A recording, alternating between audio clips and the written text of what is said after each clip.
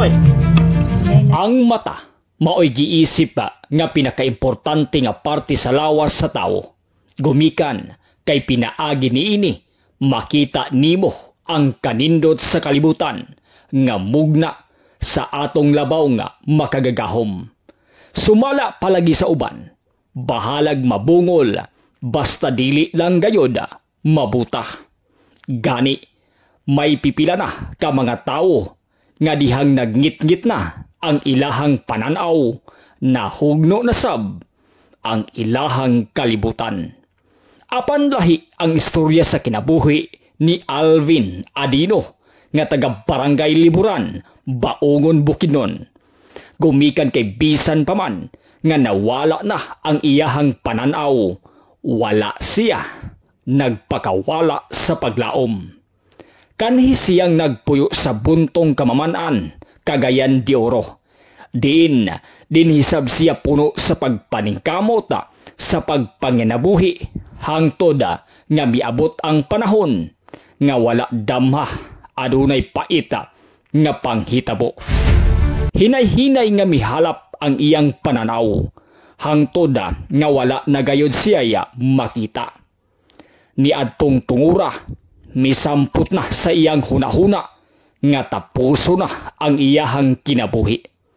Apan tungod sa kabuutan sa iyang asawa, diin nagtuo siya nga dili siya pasagdan. Busa nagpadayon siya sa pagpakabuhi dinhi sa kalibutan. Labaw sa tanan, maoy gikuhaag kusog ni Alvin ang labaw nga makagagahom. So, sa dihang na pansaraw, na totally na wala na gid ang imuhang pananaw, usa may gibati nimo niadto nga mga tungura? Ako ang yun, di na ko madawat nga na yani ko. Gusto na ko nga mawala sa kalibutan. Galing kay akong asawa, butan man, sali ko siya og isasad na may Ginoo. Bakikaw naman ang iyahang paglihok-lihok ka tungod sa iyang sitwasyon. Apan naning kamot siya nga magpakabuhi sama sa normal nga tawo. Dili sab siya gusto nga maghatag kabugaton sa iyang pamilya.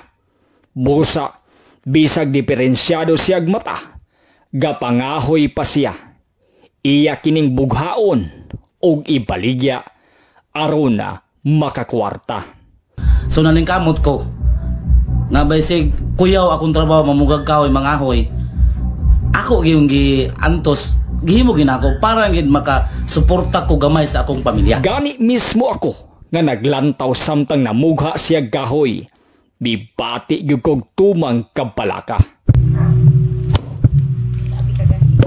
Hay gini nga gawin.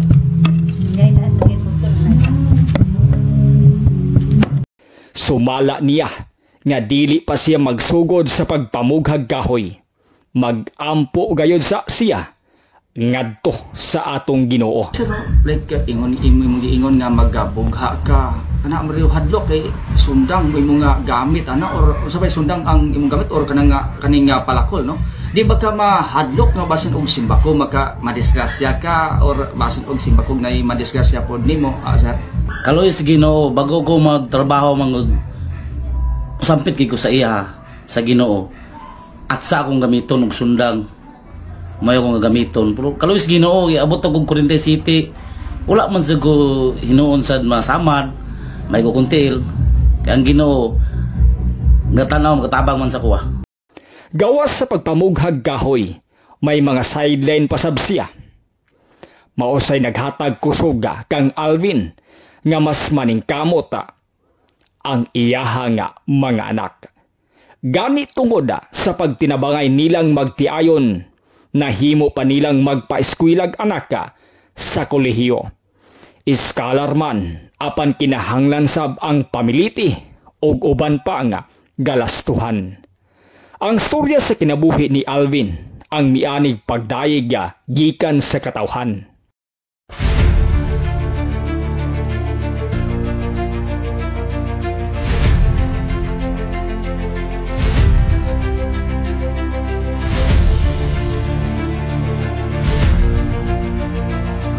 Gitunol sab nato ang bugas gikan sa Good Samaritan ngadto kaniya. Nga pahlipay kang Sir Alvin o sa iyahang pamilya. Actually, gamay rin kay medyo pitas pa. Pero basin din sulod, madungagan tani. Ito sir, nawata sir, ano mo ang 5 kilos nga bugas, no? Ano na sir ha, salamat bigay sir sa imo. Kung nakaya ni Alvin ang padayong pakigbisog taliwala sa bugat nga pagsulay, ikaw pa ba kaha nga naglantaw karon? Busa, kumbati lamang. Kini si Zen Kahatol. Daghang salamat mga Good Samaritan. Muli ang mga binugha ni Sir Alvin, no? Ini mo nila ang baligya.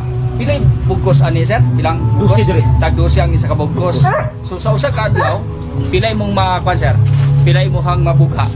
Di ka pareha man. Di ka parehas, pero kasagaran gyud. Oh, kay bumubuga og isa katos, kabugkos. So di, mga tatuan pa man ang malin, mga 2 ka semana, tulo. Basa pa man, bulat pa man ako. Sa kanunay, kita nagtuo ang pag-asinso ni Buhigala, pag-asinso usab sa atong nasona.